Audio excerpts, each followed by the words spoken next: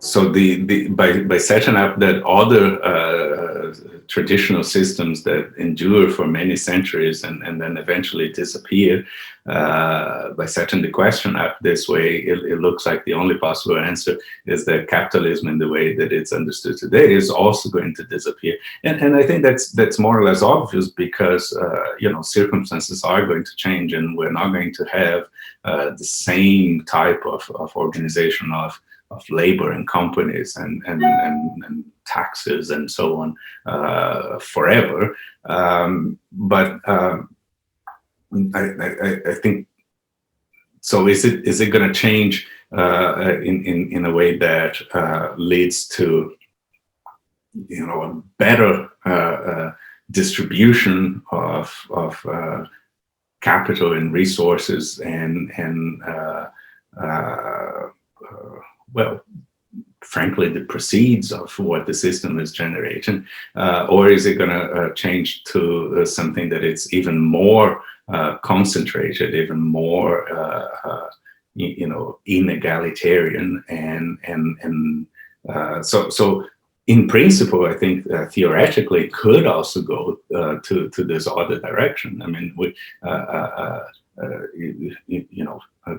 just because extreme unequal societies disappeared in the past doesn't mean that they are not going to reappear, right? So the history is also not linear, that once we understood that something didn't work, that same thing cannot come back again. Slavery was once abolished and then returned, and you had slavery in antiquity, and then eventually got abolished in Europe, only to return to European domains in other parts of the world with different justifications. So in the same way, the type of even feudal societies with on the one hand a very highly developed academic learned class. So imagine for a while, for a moment, a situation where you have all these people with highly advanced university degrees trying to maintain their high status in society. Well, that's a bit like the religious classes in the Middle Ages. And on the other side, you have people with very prominent practical skills, for example, in manufacturing and business. So the CEO class, so to speak, well, they become the equivalent of the nobility or the warriors in the Middle Ages. And then in the middle, you have everybody else who don't either have access to education, because education is becoming more and more also, unequal and stratified, and also don't have access to what makes you successful in business, which frankly is starting off with capital to begin with. So you could end up with just our very sort of highly sophisticated, financialized, globalist, capitalist society devolving back to a sort of feudalism by different names, right? You would still have a learned class that preserves its privileges of advising, and perhaps there are going to be many economists, and the economists are going to be the new, monasteries, and they're going to have the universities there, carefully copying texts from one economist to another, and then you have the very militarized and rich and sort of merchant class holding all of the capital that is there. And so what are the limits for that? There are very few theoretical limits. capital can continue to be concentrated, and well, I mean, you might say that then there's going to be a revolution and so on, but those things are also difficult, right? The Middle Ages survived for several centuries without large-scale revolutions, precisely because the sort of very concentrated, rich warrior class was also powerful and was able to sort of suppress peasant revolutions all over the place. So it's not guaranteed that system also is not unstable, is not stable, and it's not going to survive for a long time. So we might be, pessimistically speaking, we might be heading for a long period of increase inequality, and then throw into that the issue of climate change. So that might be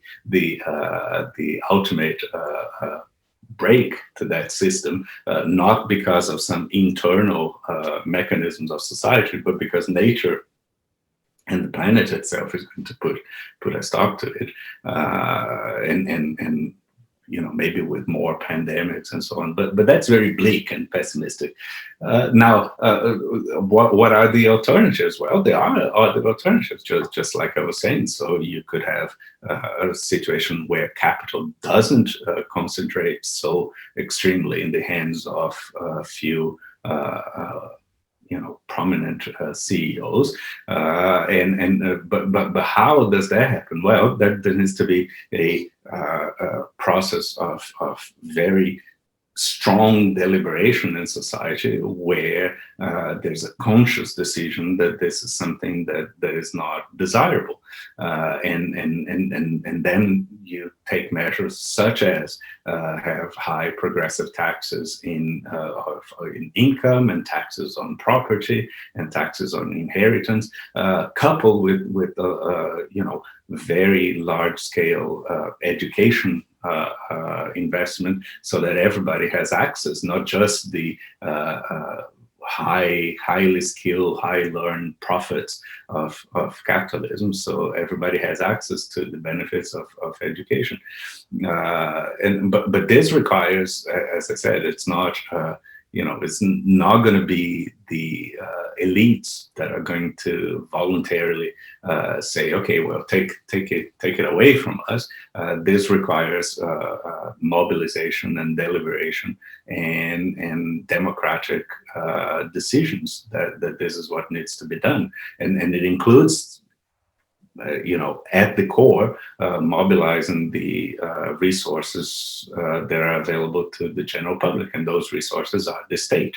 So in terms of a large-scale investment in, as I mentioned, education, but large-scale investment in preventing climate change, making sure that whoever needs employment finds employment, and it's not only necessary to find employment in the corporate sector that is then dominated by highly concentrated capital that then can dictate what the wages are. Make it a competition. Have in the United States, when they were debating the future of healthcare, there was this thing mentioned, the public option, right? So the public option was the option to have health insurance provided by the government in competition with the private sector, precisely to see which sector can offer that better. Well, make that competition across the board, right? So if the private sector can only offer